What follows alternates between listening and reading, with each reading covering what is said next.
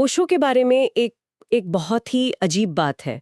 उन्होंने अपनी जीवनी, अपनी बायोग्राफी के विचार को ही पूरी तरह से खारिज कर दिया था। हाँ, उनका एक कोट है, मेरी कोई बायोग्राफी नहीं है। और जो है वो बिल्कुल मीनिंगलेस है। अब ये सोचने वाली बात है कि एक इंसान जो दुनिया भर में इतना मशहूर हो, जिसके लाखों फॉलोअर्स हों, वो अपने ही अतीत को, अपनी कहानी को इतना महत्वहीन क्यों मानेगा? और देखिए, यही आज हमारी बातचीत का एक तरह से सेंटर पॉइंट है। हम ओशो के विचारों की गहराई में उतरेंगे। खास तौर पर अहंकार, समाज के बनाए नियम और आज की मॉडर्न जिंदगी में उनकी बातें कितनी काम की हैं इस पर। हाँ, मतलब ये पता लगाना है कि ये फिलॉसफी सिर्फ सुनने में अच्छी लगती है या वाकई हमारी रोजमर्रा की उलझनों को सुलझाने में मदद भी कर सकती है। बिल्कुल।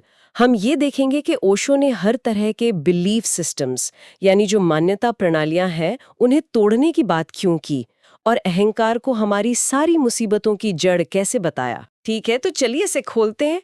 सिर्फ बायोग्राफी ही नहीं, ओशो ने तो किसी भी तरह की विचारधारा को मानने से ही इनकार कर दिया था।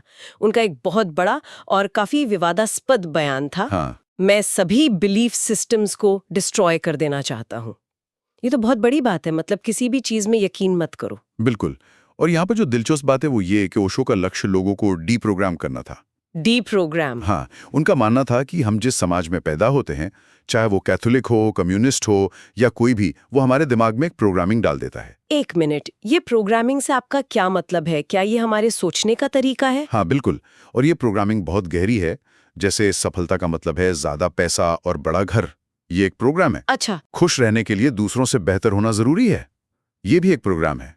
अगर तुम इतिहास में अपना नाम नहीं छोड़ गए तो तुम्हारी जिंदगी बेकार है। ये सब प्रोग्राम्स हैं। मतलब ये विचार हमारे अपने नहीं है, ये समाज ने हमारे दिमाग में डाले हैं। एग्जैक्टली। ओशो का काम इन बाहरी परतों को छीलकर इंसान को वैसा ही साफ और मासूम छोड़ देना था जैसा वो पैदा हुआ था। और इस डीप्रोग्रामिंग का जो अंतिम लक्ष्य था वो था शून्यता या निर्वाण की अवस्था। शून्यता, ये शब्द सुनते ही थोड़ा नेगेटिव लगता है, जैसे कोई डिप्रेशन वाला खालीपन। तो जब ओशो शून्यता की बात करते हैं तो क्या इसका मतलब यही है, नहीं नहीं, या ये एक साफ कैनवस जैसा है जिस पर समाज ने अपनी शर्तें नहीं लिखी? आपने बिल्कुल सही पकड़ा। ये नकारात्मक खालीपन नहीं है, बल्कि ये संभावनाओं से भरा खालीपन है। जैसे जब कप खाली होता है तभी तो उसमें कुछ भरा जा सकता है। ओशो की शून्यता वही खाली कप है जो समाज के दिए पूर्वाग्रहों, विश्वासों और महत्वाकांक्षाओं से मुक्त है। और इसी शून्यता का सबसे बड़ा दुश्मन है अहंकार या ईगो। अच्छा, तो आमतौर पर हम सोचते हैं कि अहंकार यानी खुद को बहुत बड़ा समझना, शेखी बघाड़ना, लेकिन ओशो की बात इससे उल्टी लगती है।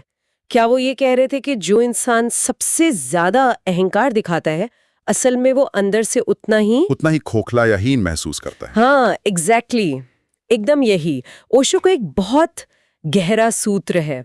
अहंकार हीनता को छुपाने का उपाय है। ये उस गहरे एहसास से पैदा होता है कि मैं कुछ भी नहीं हूं, मैं ना के बराबर हूं। और क्योंकि ये एहसास बहुत तकलीफ देता है, तो समाज हमें बचपन से ही इसका एक इलाज सिखाता है। कुछ बनकर दिखाओ, डॉक्टर बनो, इंजीनियर, प्रेसिडेंट बनो, इतिहास में अपना नाम छोड़कर जाओ।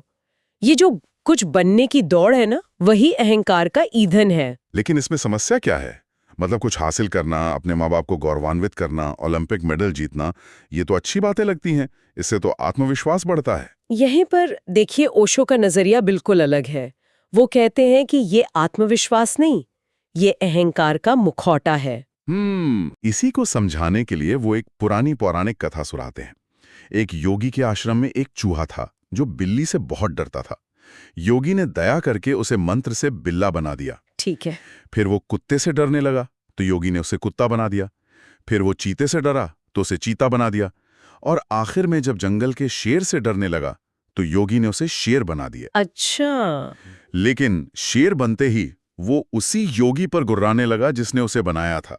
उसे लगा कि ये योगी ही जानता है कि मैं असल में एक चूहा था, इसे खत्म कर देना चाहिए। तब योगी को दुखी होकर कहना पड़ा, पुनः मूषको भव, मतलब फिर से चूहा बन फिर जा। से चूहा बन जा। हरे, तो मतलब हमारी उपलब्धियां ही हमारे गले का फंदा बन सकती हैं? ये तो मैंने कभी सोचा ही नहीं था। बिल्कुल, आपकी उपलब्धियां, आपका पद, आपकी पहचान, यही आपका शेर बन जाता है और आप उसके गुलाम हो जाते हैं। हाँ, स्रोत में कुछ आधुनिक उदाहरण भी दिए गए हैं जो इस बात को और साफ करते हैं। जैसे डोनाल्ड ट्रंप 2 बार अमेरिका के राष्ट्रपति बने, जो दुनिया का सबसे शक्तिशाली पद माना जाता है। हाँ, बिल्कुल। लेकिन इसके बाद भी वो इस बात से परेशान थे कि उन्हें नोबेल शांति पुरस्कार क्यों नहीं मिला, जबकि बराक ओबामा को मिल चुका था। ये क्या है? ये तुलना है। हाँ, और ओशो के अनुसार तुलना करना ही तो अहंकार है। आप दुनिया के शिखर पर बैठकर भी दुखी हो सकते हैं अगर बगल वाला आपसे आधा इंच भी ऊपर दिखे। एक और उदाहरण नेपोलियन का दिया गया है। वो लगभग पूरी दुनिया का विजेता था, लेकिन अपनी हाइट को लेकर हमेशा कॉम्प्लेक्स में रहा, जबकि असल में उसकी हाइट उस दौर के फ्रेंच पुरुषों की औसत हाइट से ज्यादा थी। ये सिर्फ ब्रिटिश कार्टूनिस्टों का बनाया हुआ एक मजाक था, एक प्रोपेगेंडा था जिसने उसके मन में ये बात बिठा दी। सोचिए, एक विश्व विजेता अपने कद के बारे में सोचकर परेशान है। और यही अहंकार का खेल है।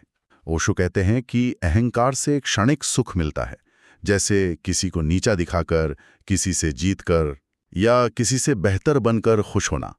लेकिन ये घाव पर फूल रखने जैसा है, जिससे घाव भरता नहीं, सिर्फ कुछ देर के लिए छिप जाता है। बिल्कुल। और इसी लुका छिपी में पूरी उम्र बीत जाती है। ठीक है, तो हमने समस्या को समझ लिया है। ये अहंकार और तुलना का एक अंतहीन चक्र है। तो क्या ओशो ने इस चक्रव्यूह से बाहर निकलने का कोई रास्ता भी सुझाया, या फिर बस ये बता दिया कि हम सब एक ट्रैप में हैं और अगर मैं अहंकार को छोड़ने की कोशिश करूंगी तो कहीं मैंने अहंकार छोड़ दिया, इसका ही अहंकार ना हो जाए? ये बहुत ही महत्वपूर्ण सवाल है और आपने उस पेच को, उस जाल को पकड़ लिया। इसीलिए ओशो कहते हैं कि अहंकार से लड़ो मत, उसे छोड़ने की कोशिश भी मत करो, क्योंकि तुम्हारी हर कोशिश अहंकार को और मजबूत करेगी। तो फिर करें क्या? वो बुद्ध के तरीके की वकालत करते हैं। अहंकार को छोड़ो मत, बस उसे समझो, उसे देखो, उसे ऑब्जर्व करो। ऑब्जर्व? हाँ, जब भी अहंकार उठे, चाहे गुस्से में, तारीफ सुनकर या किसी से जलकर, बस एक साक्षी की तरह, एक साइंटिस्ट की तरह उसे देखो कि वो कैसे काम करता है। जैसे ही तुम अपने भीतर के उस शून्य को, उस खालीपन को स्वीकार कर लोगे, अहंकार को ऊर्जा मिलना बंद हो जाएगी और वो ताश के पत्तों के घर की तरह खुद ब खुद ढह जाएगा। ये सुनने में बहुत आसान लगता है, बस देखो। लेकिन असल में जब गुस्सा या ईर्ष्या हावी होती है, तब देखना या ऑब्जर्व करना लगभग नामुमकिन लगता है। उस वक्त तो हम उस भावना में पूरी तरह डूब जाते हैं। बिल्कुल। ये एक दिन में नहीं होता। ये एक मांसपेशी की तरह है जिसे धीरे धीरे बनाना पड़ता है। ध्यान या मेडिटेशन इसी ऑब्जर्वेशन का अभ्यास है। अच्छा। रोज कुछ देर बैठकर अपने विचारों को आते जाते देखना, बिना उनसे जुड़े, बिना उन्हें सही गलत ठहराए।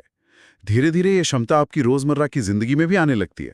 जब कोई आपकी बेइज्जती करता है तो आप तुरंत रिएक्ट करने की बजाय एक पल के लिए अपने अंदर उठ रहे गुस्से को देख पाते हैं। वही एक पल का गैप, वही जागरूकता मुक्ति की शुरुआत है। एक मिनट, यहाँ मुझे एक और शंका है। अगर सब अपनी महत्वाकांक्षा छोड़ दें, अहंकार छोड़ दें, तो क्या समाज थम नहीं जाएगा? फिर इनोवेशन कौन करेगा? देश को आगे कौन बढ़ाएगा? ये एक बहुत स्वाभाविक सवाल है जो हर किसी के मन में आता है। ओशो के अनुसार महत्वाकांक्षा यानी एम्बिशन और रचनात्मकता, क्रिएटिविटी, दो अलग अलग चीजें हैं। महत्वाकांक्षा दूसरों से आगे निकलने की दौड़ है, ये तुलना पर आधारित है। रचनात्मकता अपने आनंद के लिए, अपनी खुशी के लिए कुछ नया करने की चाह है, उसका दूसरों से कोई लेना देना नहीं। अच्छा। ओशो का मानना था कि जब अहंकार खत्म होता है तो नकली महत्वाकांक्षा मर जाती है, लेकिन असली रचनात्मकता और भी ज्यादा खिलती है। तब आप काम तनाव में नहीं बल्कि खेल की तरह करते हैं। जैसे एक नदी बिना किसी महत्वाकांक्षा के सहजता से सागर की ओर बहती है। बिल्कुल, वैसे ही इंसान अपनी सहज प्रकृति से काम करता है। यह सुनने में तो क्रांतिकारी लगता है, पर क्या असल जिंदगी में कोई ऐसा कर पाया है? समाज का दबाव, परिवार की उम्मीदें, ईएमआई का बोझ, इन सब के बीच ये सब बातें थोड़ी किताबी लगती हैं। श्रूप में इसका एक बहुत अच्छा और आधुनिक उदाहरण है विजेता नाम के एक व्यक्ति का। वो एक बड़ी एमएनसी में कॉर्पोरेट की सीढ़ी चढ़ रहे थे। अच्छा पैसा, अच्छा पद, विदेश यात्राएं, सब कुछ था। लेकिन उन्हें अंदर से लगा कि वो एक मशीन की तरह जी रहे हैं। वो काम कर रहे हैं जो समाज उनसे करवाना चाहता है। उन्होंने वो नौकरी छोड़ दी। अच्छा। फिर परिवार के दबाव में विदेश मंत्रालय की सरकारी नौकरी की, जो एक सुरक्षित और प्रतिष्ठित विकल्प माना जाता है। लेकिन वहां भी उन्हें वही खोखलापन महसूस हुआ। आखिरकार उन्होंने सब कुछ छोड़कर लिखने और फिल्म बनाने का रास्ता चुना, जो उनका असली पैशन था। वाह, ये वाकई एक हिम्मत की बात है। और आज वो एक सफल लेखक, फिल्म मेकर और कंटेंट रिसर्चर हैं। उनकी कहानी दिखाती है कि अहंकार और समाज की उम्मीदों के रास्ते से हटकर भी एक सार्थक और सफल जीवन संभव है। तो अहंकार के अलावा ओशो ईर्ष्या मतलब जेलसी को भी समाज का एक हथियार बताते हैं जो हमें कंट्रोल करने के लिए इस्तेमाल होता है। हाँ, उन्होंने कहा कि यह हमें एक ऐसी गोल सीढ़ी पर चढ़ा देता है जहां कोई भी टॉपर नहीं है, क्योंकि हमेशा कोई ना कोई आपसे आगे होता है। हाँ, और ये ईर्ष्या और तुलना हमें एक मैकेनिकल यानी यांत्रिक व्यवहार की ओर ले जाती है। समाज हमसे बुद्धिमत्ता, विजडम नहीं चाहता, वो कुशलता, एफिशिएंसी चाहता है। सही बात है। और कुशलता मशीनों का गुण है, इंसानों का नहीं। इंसान क्रिएटिव होता है, लेकिन हमें एक फैक्ट्री के पुर्जे की तरह बना दिया जाता है जो एक ही काम को बार बार बिना सोचे समझे कुशलता से करता रहे। हम अपनी क्रिएटिविटी खो देते हैं। ये आज के समय में और भी ज्यादा प्रासंगिक लगता है, खासकर जब हम टेक्नोलॉजी को देखते हैं, जैसे सोशल मीडिया का इस्तेमाल।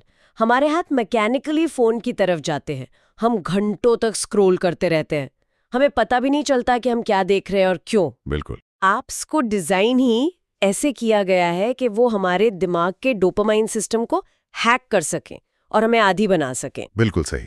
और यही बात ऑनलाइन शॉपिंग पर भी लागू होती है।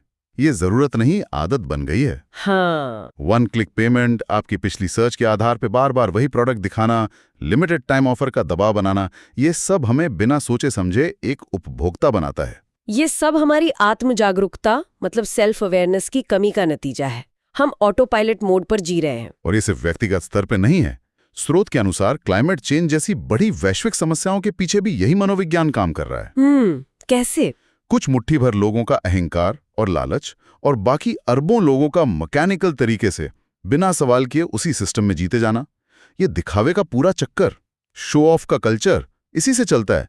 पड़ोसी ने बड़ी गाड़ी ली तो मुझे उससे बड़ी लेनी है। सही है। उसने विदेश में छुट्टियां मनाई तो मुझे और महंगी जगह जाना है। ये सब उसी मैकेनिकल ईर्ष्या का नतीजा है। और इस चक्र को तोड़ने का एक ही तरीका है जिसका जिक्र हमने पहले भी किया, सेल्फ अवेयरनेस, अपने मैकेनिकल पैटर्न को देखना और समझना।